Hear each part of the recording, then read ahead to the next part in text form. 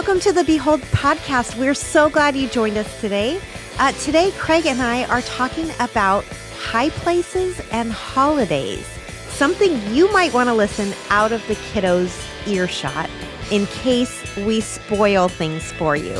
But give us a listen and then think and pray about how God wants you to celebrate Him, celebrate the holidays, and really keep your eyes on the main things. As you're listening, take some time to share the podcast, subscribe, rate us on Apple Podcasts. That helps other people hear all about Behold Podcast. Let's listen in. Hey, Craig. How you doing, Beth? Great. You ready for Christmas? I am. I am ready because... Yeah. And you're experiencing this for the first time. Sort of, yeah. This is our off Christmas. Yes. And so our son, daughter-in-law, and their kids are off to Minnesota, and they are having a white Christmas. Uh-huh. And so Debbie and Lois, my mother-in-law, it'll be just us three. Mm-hmm. And we just accept it. That's the rhythm of our life. Right. It's fine. Right. But you know what? There are some positives. Okay. Because in the off year, we don't buy gifts. Not even for each other. Not even for each other. Not for the grandkids, not for anyone. Okay. We don't buy gifts.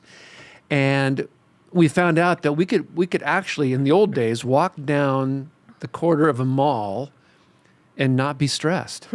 Because we weren't looking for that buy. We weren't looking for that thing that they're sold out. The Tickle Me Elmo or whatever. And so all we do is Debbie, she makes her amazing pecan rolls on Christmas Day, and maybe we might go to a movie, something like that. Yeah. Now, what about you, though? Well, this year... It's a new kind of year for you. It is a new year. So our youngest daughter will be home. Our two older girls are staying in their homes, not traveling this year. So that'll be totally different. And so I don't know what we're going to do. It's going to be different. Yeah.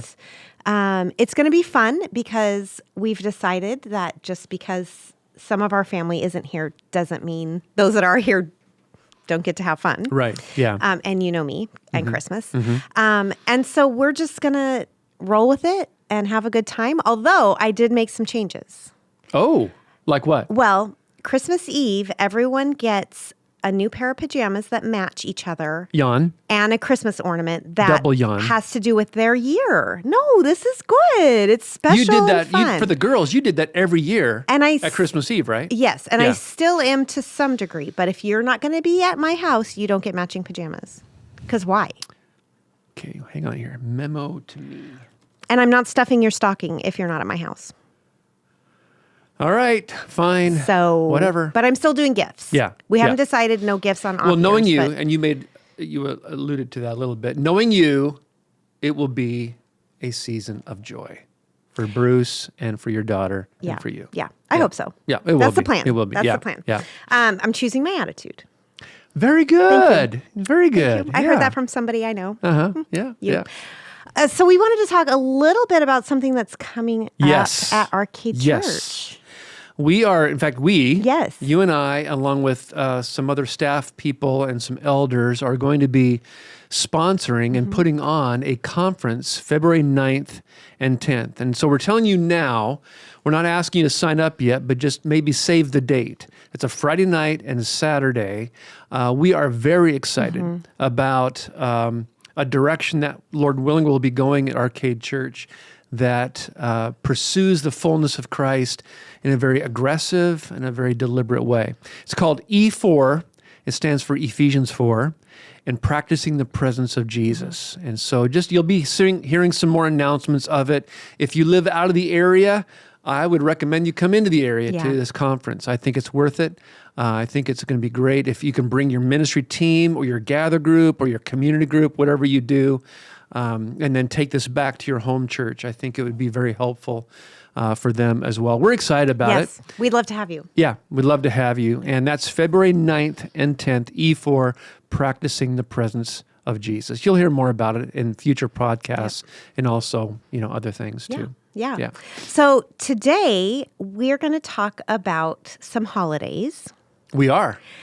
And so if you have little ears listening, you might just want to hit pause and listen when they're not around. Yeah. Before you let them listen. Just because we don't want to to ruin anything, We any don't want to special cause traditions. revolution in the home. Right. We don't want that to happen. We don't want a problem. No. But first of all, we want to make sure we communicate that we believe deeply that 100% of our lives are to be dedicated to following the God of the Bible. Yeah. And we reflect on that through Deuteronomy 6. We talk about this a lot in family ministries. Basically, well, you guys talk about a lot in family ministries. Yes, especially for family dedication, because if you're leading your family and you want to lead them towards Jesus, hey, here's some ideas. Talk about him as you're going about your day, whether you're driving to school or driving to daycare, whether you are sitting around the dinner table or it's bath time or bedtime or, you're on a walk. Talk about Jesus. Talk about the Word of God. Establish rhythms of where that's just a normal part of your life. Well, and I think that's the impetus of Deuteronomy 6, right? I mean, the children of Israel, they've come out of Egypt. Right. They're a people, but they're not a people. Yeah. They don't know who they are. Yeah. They're just learning about this incredible God that's performed all kinds of miracles, and they've had a front row seat to those. They've experienced His deliverance, but God also recognizes that future generations are going to be coming. Yeah. They're going to have children. The children are going to have children's children. And to pass along those teachings, through Moses, he gives this Shema, this Deuteronomy 6, that is so powerful. Do you have it in front of you? Yeah, it says, "Hear, O Israel, the Lord our God, the Lord is one. You shall love the Lord your God with all your heart and with all your soul and with all your might. And these words that I command you today shall be on your heart.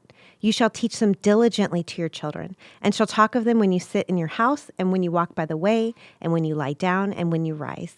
You shall bind them as a sign on your hand, and they shall be as frontlets between your eyes. You shall write them on the doorposts of your house and on your gates." Those are, everywhere. Everywhere. What did we miss? Nothing. And the thing is, and this is kind of a critique of our own culture, and I really don't mean to be rude, but I feel like I can't give you headline, I can't give you anyone that I've talked to, probably my own heart, is that we take the Christian life and we have this minimalist view of it. We almost ask the question every day, what is the least that I can do to remain Christian? What is the least that I can do? How many times do I really have to come to church to be a practicing Christian? Kind of thing. We begin to ask ourselves those questions. What can I get away with? Right. Which I think is a problem. And I think that's one of the reasons why Jesus basically says the same thing in the Gospels, in Matthew and Mark certainly, when he is talking and one of the scribes asks, hey, what if I could boil it down, what's the least that I could do? What's the least commandment that I can follow? So this isn't a new question that we're asking now. But he recites the Shema. He recites that, and Jesus says, bingo, you've got it. And then in Matthew, Jesus is talking about, you want to boil the commandment down to 2? Yeah, love God, love your neighbor. Yeah. That's it. And it's not 75% of the time, it's 100% of the time we're to live that way. And I know our listeners, you believe that. I hope if you don't come to Arcade, I hope that your church believes that and professes that. But I think sometimes we find ways to skate around it. Yeah. And that's what we've got to be careful. And that's why the topic today, we're just coming off of some heavy topics like politics and prophecy, abuse, which have been great episodes for us. We've really enjoyed them. But those are kind of heavy. Today is not as heavy. Right. And so a little bit, it's not heaven and hell issues. Right. But that doesn't mean we minimize it. Right. And you and I disagree on this. To some degree. Yeah. To a point. Yeah. Because I love Jesus far more than you do. That's actually probably true. Oh, rats. I was going to open it. But the place I want to begin is in the Old Testament. When you read 1st and 2nd Kings, and probably most people don't do that unless they're on a trajectory of reading the Bible through a year. Right. I know a lot of people, I know you do, I do, a lot of people that's part of their routine throughout life is to read through the Bible in a year. And you come to 1st and 2nd Kings, and they're good reads. It's an easy read, it's historical stuff. Sometimes it can be confusing if you're talking about Israel or Judah or vice versa. But the bottom line is, by the time 1st and 2nd Kings comes along, the kingdom has split into north and south. Right. North is Israel, 10 tribes. South is Judah, 2 tribes. And the north has their set of kings. The south has their set of kings. How many good kings were in the northern?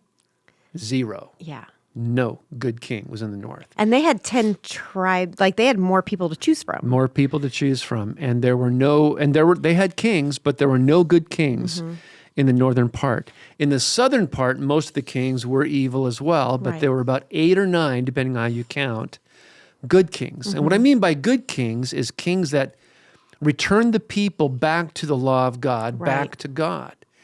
And what's interesting is you'd think, yes, that's great, that's wonderful. But inserted in almost every one of those kings it says, and so followed the Lord, but he did not remove the high places. What were the high places? The high places were the places where pagan worship was fostered by the evil kings. Okay. They formed these high places where you could get closer to the supernatural, to the deity. And they almost like a temple type of probably place? A temple, probably more of an altar. Okay. Because sacrifice, child sacrifice, animal sacrifices, very sexually oriented, sexually driven. Those high places were there during the pagan kings, the evil kings? The evil kings. But then when the good kings came along to follow the Lord, it said often they didn't remove those. Right. And that was a problem. Was it kind of like a wink and a nod, like, exactly. We're going to follow the Lord? We'll just pretend those things listen, are we're following the Lord, but what we're doing up there, it's harmless because we know who our real God is. Yeah. And are we doing that today? That's my question. Okay. Are we saying, I follow 100% the God of the Bible, the God of grace, the God of redemption. I'm following him wholeheartedly, but yet in how we observe our holidays, are we relinquishing the high places? That's something to kind of mull and think about. It is. And honestly pray about. Yeah. Right. It is, yeah. So we're going to talk about 3 holidays. Yep. We're going to start with one people are probably, I know what they're going to talk about. And you're probably right. We're going to start with Halloween. Halloween, yeah. Which we just had. Satan's birthday. That's what we grew up calling it too. I know. Probably every pastor growing up, even in your generation, certainly in mine, Satan's birthday. That's right. We don't celebrate Satan's birthday. No, we don't. Okay, so let's talk about the history of Halloween. Tell us a little bit about the history of Halloween. Well, the history of Halloween it's got pagan origin. All kinds of traditions have labeled with it. It probably comes from the Celtic culture. It's as far back as they can go. Right. With that, Gregory III, who was a pope back in the early days, he called November 1st All Saints' Day, and so October 31st was All Hallows' Eve. That's when the dead would come out, and they would have all kinds of different rituals, that kind of stuff. Where we get pumpkin carving, for example. At first, it started probably with turnips, and it was all about a guy by the name of Stingy Jack.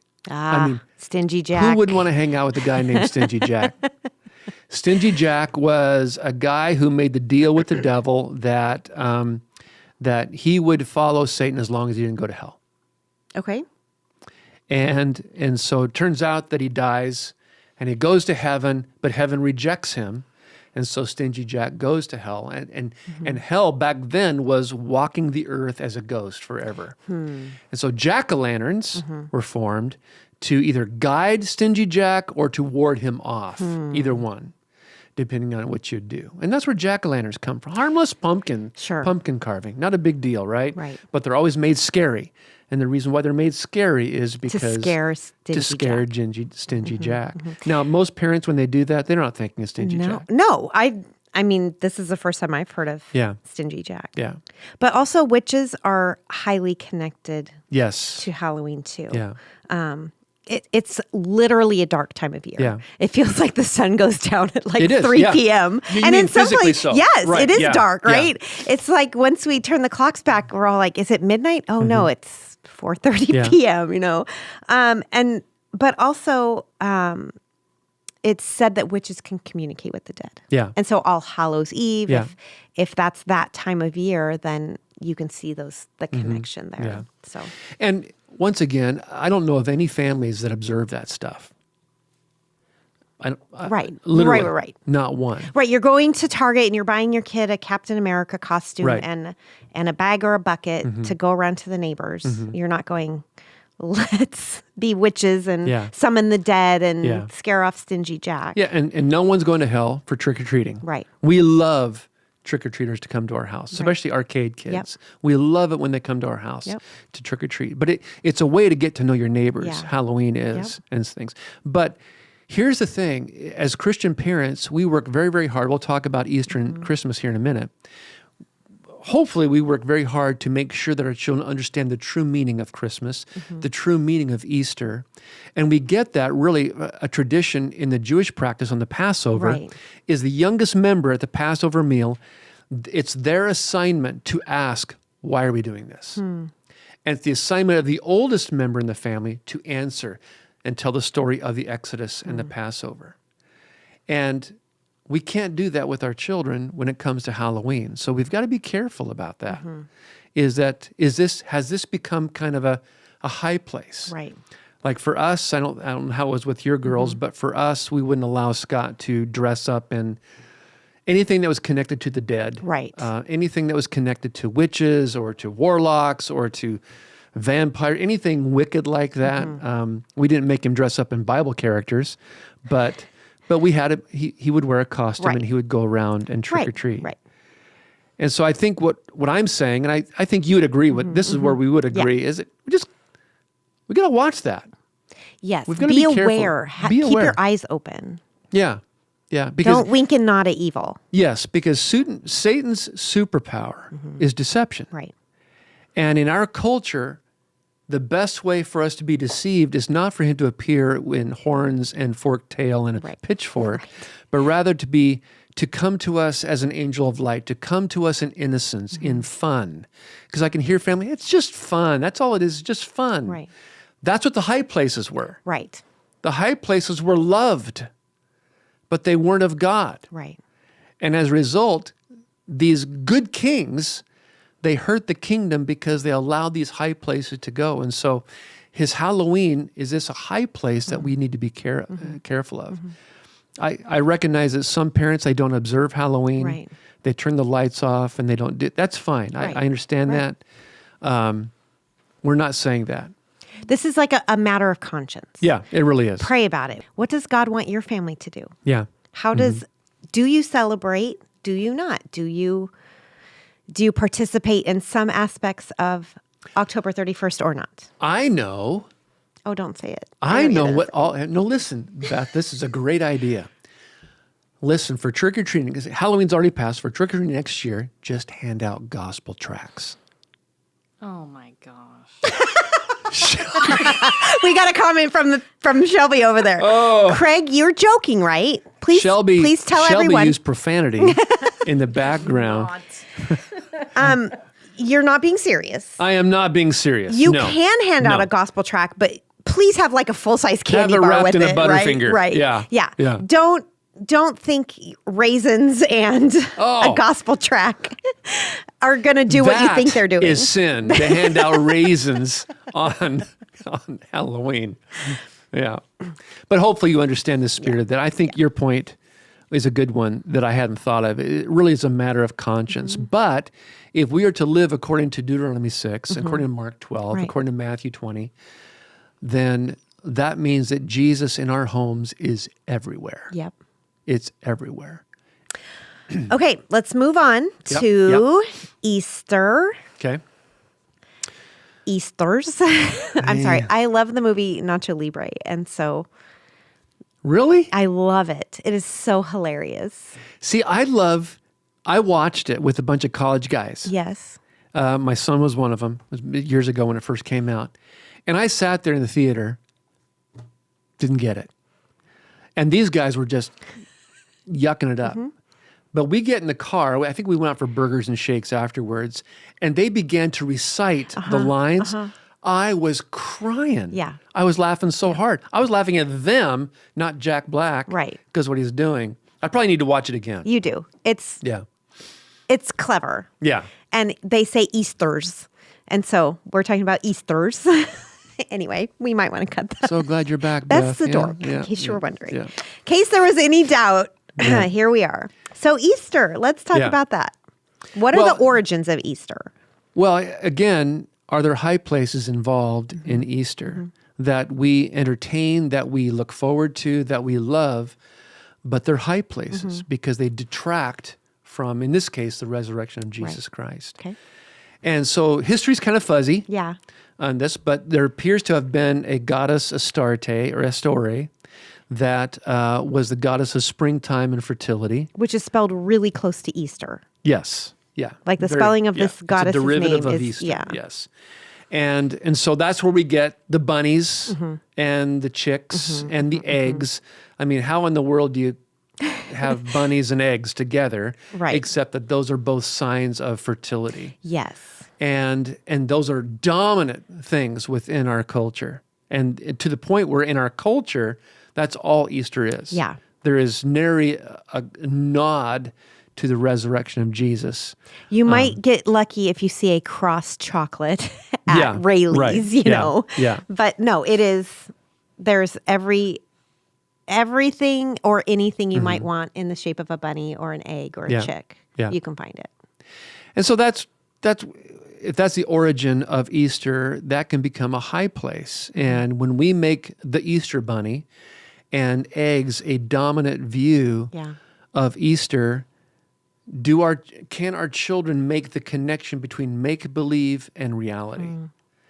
Because you've got Jesus, the resurrection, that they cannot see, right? But you have an Easter bunny and eggs that they can see, and so. Not that they're going to believe in the Easter bunny, but I think sometimes parents do say, hey, the Easter bunny's real. Right. It's hopefully the kids are out of the room. It's not. Right. I'll tell you about Santa here in a second. But we've just got to be careful about that. Is that a high place in our homes where we make the Easter bunny and eggs a dominant view? But point of interest, historically, it may be that hunting Easter eggs is a Christian practice. Right. That it was to typify the women going to the tomb and looking for Jesus. And so they used a pagan holiday of eggs, hiding the eggs and looking for them as, let's go look for Jesus. And then the cracked open egg would be the tomb that was opened. Right. And so there were attempts by Christian parents to take a pagan holiday and Christianize it a little bit. Which we're so good at. Which we are so good at, yes. And so what we can do now with hunting for Easter eggs is just put verses in the Easter eggs. No? You don't do this to your grandkids, do you? No. Okay, so... But I was, trying to sound super spiritual. Yeah. To Christianize everything. Christianize everything. But also, like, I'm thinking back to, when my kids were little, we didn't celebrate Halloween at all. It was how I was raised, and I just hadn't really given it personal thought, so that's what we did as family. And, you'd go to the store, and people would say, Happy Halloween, and my girls would look at me. They didn't know how to respond. Or someone would hand them, a pencil with jack-o'-lanterns on it. And so it was a matter of teaching them how to be kind and polite and saying, oh, thank you, or what are you dressing up as, or...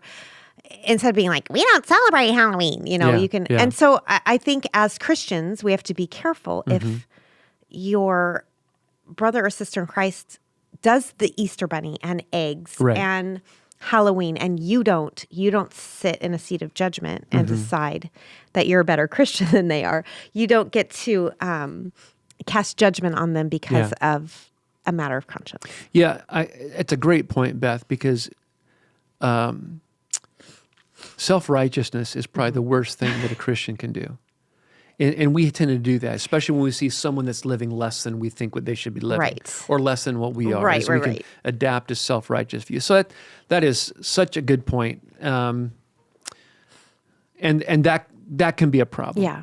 That really can be. And and we're not bringing this up to do that. No, not at all. We're just saying, is it possible that there are high places in your home that are there under the auspices of being fun and entertaining and innocent, right? When in reality, those are there by a very deceptive enemy that wants to draw our attention away, in this case, from the resurrection of Jesus Christ.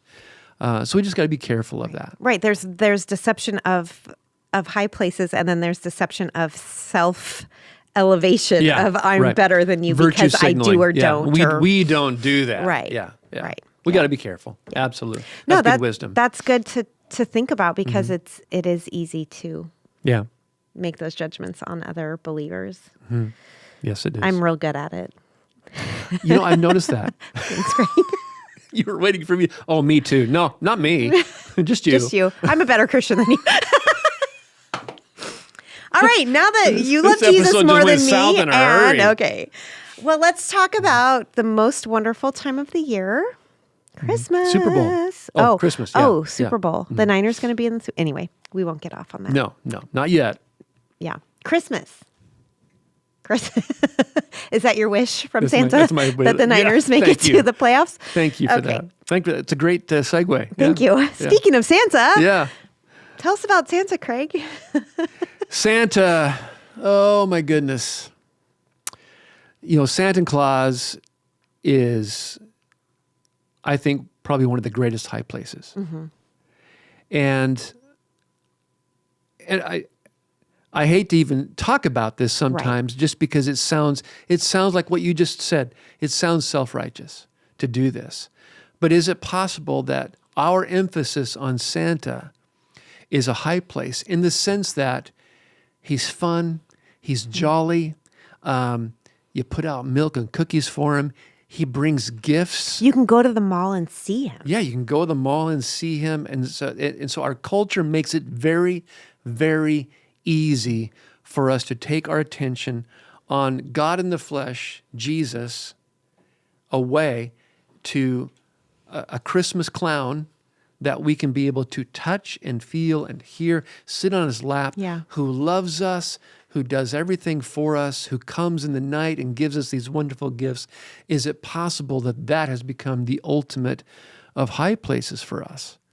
And once again, I don't think either one of us are advocating you need to extract Santa from your house. Yeah, don't you dare hang that Santa ornament you've had since you're 4 years old on your Christmas tree. Shelf on the elf. Now that elf on a shelf. That's creepy. That's a different story. That's so creepy. That's creepy. That is just creepy. There's also, Snoop Dogg, the rapper. There's Snoop on a stoop. You can buy a Snoop Dogg doll. Snoop on a stoop. Uh-huh. There's Mensch on a bench if you celebrate Hanukkah. And recently I've seen one that's like, it's Christian-y, of course, and it's like Shepherd on the Watch. So there's a shepherd doll. I've heard of Mensch on a bench. I have not heard of the others. Yeah. Okay, Shepherd on the Watch. Yeah. Again, creepy. Yeah, what is this shepherd doing in your house? It is. But again, and this may be moms and dads where you actually tell the actual story of St. Nicholas, because it's an incredible story. Yeah. You can Google it. There's all kinds of articles on it. I'm sure Wikipedia even has something about this incredible individual called St. Nicholas and what he did. And so the present day Santa Claus comes from him. But the thing that I struggle with Santa Claus is so much of what he does is exact opposition to the gospel of grace. Yeah, I want to talk about that a little more, because Santa sees you like Jesus sees you, right? Mm-hmm. He knows if you're good or bad, if you're sleeping or awake, like Jesus does. But then if you've been naughty, he doesn't give you a gift. No. But if you've been nice, he does. Yeah. But the gospel, Jesus sees you, he knows you. He knows that you're naughty, right? Yeah. And yet he still gives the gift of his life to us in the midst of our sin, in the midst of our naughtiness, which is the exact opposite of what Santa does. Mm-hmm. Mm-hmm. And so that's what can happen is, once again, is because children have a very difficult time deciphering reality from make-believe. And I think parents, it's imperative that you make sure that the children know that Santa is make-believe. And that's why you gave the warning at the first of the show, is the Easter Bunny is make-believe. Jesus is not make-believe. Right. He is true. He is right. And so when we do things that are tangible for Santa, what do we do for Jesus that's tangible? Because we don't see him. We might see a nativity scene, but that's the extent of it. Yeah. But that little baby isn't bringing us gifts on Christmas Eve. Yeah. And Santa is. And that's what makes it so difficult. Is it possible that there's this high place in your home called Santa that seems so innocent and so nice and so gentle, but does that deception detract from the reality of Jesus Christ? That's the issue. Yeah. And as we said from the beginning, we want to live our lives 100% devoted to the Lord, right? We know Jesus died. I mean, when you think about the sacrifice of Jesus, when you think about the God who loves us, I'd be willing to give up an Easter bunny or a Santa and we're not saying these holidays need to be sit around and be very serious and only read your Bible and don't have any fun. And we're not saying that at all. No, like quite the opposite. It is exactly the opposite, because around Easter, with the resurrection of Jesus Christ, somberness was out the door. Yeah, there was nothing but joy and awe. Yeah. And worship. Yeah. The same at Christmas. Yeah. Angels singing, shepherds worshiping. Yep. And so by no means are we saying take the fun out of your holidays. Right. But go ahead and hunt for Easter eggs. Right. Go ahead and get the Cadbury's rabbit chocolate, whatever it's called. Cadbury bunny, that's it, yeah. Go ahead and get those things. Go ahead and have stockings on the fireplace. We do. Yep. We enjoy that. It's fun. It's enjoyable. Yeah. But Lord willing, there is never a question as to what the true meaning of Easter is, what the true meaning of Christmas is. Yeah. And don't rely just on the church to do that. That has to happen in the home. It has to. I mean, if your kids are coming to church, we get them for an hour, maybe 2 hours a week. Yeah. And you get them much more. You have so much more influence. You're their parent. They love you. They look up to you. They'll listen to you. So. And the truth is, that is even more important now. Deuteronomy 6, Mark 12 are more important now than they ever have been in your generation or even in mine. Right. Because the culture is successfully discipling our children to not even give a nod to Jesus. Right.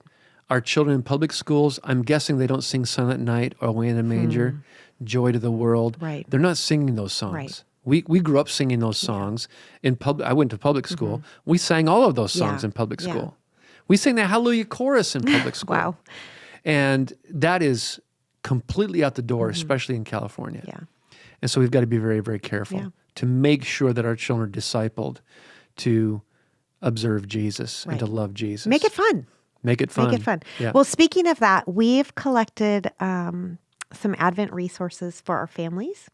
Oh, great. If you go to arcadechurch.com and then click on Family Ministries, you'll find them there. And there's everything from like stuff for little preschoolers and then stuff you could use just as a family, even if you have high schoolers. So ways to spend a little bit of every day in December focusing on Jesus. Now, Shelby, when is this going to drop, this show? Oh, the 20th. Okay. Well, you have 5 days left to find some Advent resources. But here's the thing is you got 5 days. Yeah. The bad news is you got 5 days. The good news is you got 5 days.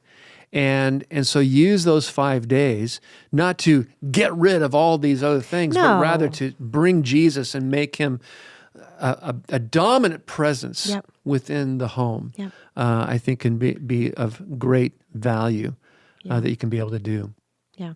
So what should adults do? What should parents do, or grandparents, or aunts and uncles? How do we think about not just these holidays as high places, but maybe we're talking about high places and something popped into your head that, oh, that's a high place for me. What do we do about that? Well, I can tell you what we did. Okay. Is we told the truth. Yeah. That the Easter Bunny is not real. Yeah. It's fun. It's not real. Santa is not real. Right. We would even give gifts from Santa knowing that our son knew that he wasn't real. Right. He wasn't real. I think that we tell our children the truth. Yeah. I got into deep doo-doo, let me tell you, in a previous church when I think from the pulpit I mentioned Santa and what I thought, unfiltered, which was a mistake on my part. It was not loving. But I mentioned parents don't lie to your children about Santa or something like that. And I mean, I had parents at my door very upset that their pastor would call them liars, even though they were telling their children the lie that Santa is real and that he's looking and he's watching. Yeah. And they didn't see the connection with that. But I've hopefully gotten a little wiser. So I have to tell you, we do Easter baskets and we have stockings, but it's not about the Easter bunny or Santa. It's just part of our fun holiday. Yeah. But I always played the Tooth Fairy. Like that was the one make-believe thing. I was kind of hoping your 6'5" husband would play the Tooth Fairy. Like the Put Rock. little wings on, see Bruce fluttering about. No fluttering. I would pay big money to see that. Yeah, that ain't happening. But anyway, so, I was the Tooth Fairy. I would make sure I snuck in and stuck the money under their pillow. Our Tooth Fairy was always late, though. It took her a couple days. Anyway, my youngest daughter, Sarah, very intuitive child, hasn't lost a single tooth yet. She just looks at me one day and she's like, Mom, you're the Tooth Fairy, aren't you? Dang it. The one silly fun thing. I had the one thing. This one thing. And I couldn't lie. Yeah. I'm the Tooth Fairy. Yeah. Am I still going to get money if I lose a tooth? Yes, you'll still get money. Probably more now. Anyway, but that was... Well, those I think tell the truth, make Jesus conspicuous. Don't assume. Tell the truth about evil too. Yes. Because we talked about how Easter and Christmas and Santa and the Easter Bunny have a fun side to them. And Halloween, there is an evil side to Halloween. Yeah. There is evil in the world. Satan is real. Yeah. And so I think we have to acknowledge that when we're telling the truth to our children too. Absolutely. Good point. And that's why, it's Behold Podcast. Yeah. And so we want to just behold and take a moment to think about Christmas. It's 5 days away. Hopefully the hecticness of the holiday isn't in your home, that you guys can actually breathe and enjoy. But I'm just thinking of, as you and I were talking before the show started, Galatians chapter 4. Yeah, you want me to read it? Yeah, would you? I have verses 4 through 7. But when the fullness of time had come, God sent forth his Son, born of a woman, born under the law, to redeem those who were under the law, so that we might receive adoption as sons. And because you are sons, God has sent the Spirit of his Son into our hearts, crying, Abba, Father. So you are no longer a slave, but a son. And if a son, then an heir through God. I love that. That's beautiful. Because Christ came, we are no longer slaves. We are sons and daughters of the Most High God. And that is the message of Christmas. That's the message of Easter. That's the message of Tuesday, of Wednesday, of Thursday. And so once again, this has been kind of a Behold Podcast light. Yes, we hope it has been. Anyway, if you're mad at us, then go ahead and contact Shelby. She will be more than happy to address your criticisms. Behold at arcadechurch.com. Right. But you know what? If you have certain ways that you observe the holiday that brings Jesus to the forefront of your home, we would love to know that. Yeah. And we will use those probably next year. We will use those ideas to share with people, because there are all kinds of different ways to be able to enjoy the holidays and at the same time worship and elevate and live within the Spirit of Christ in a way that is conducive to disciple making, to growing in Christ. So we hope that happens. Yeah, well, thanks for listening. And living. Thanks for listening. Thanks for living. Thanks for breathing, audience. Appreciate it. We're so glad you joined us. Merry Christmas. Happy New Year. We hope the joy of Jesus fills your hearts and homes in the coming days ahead.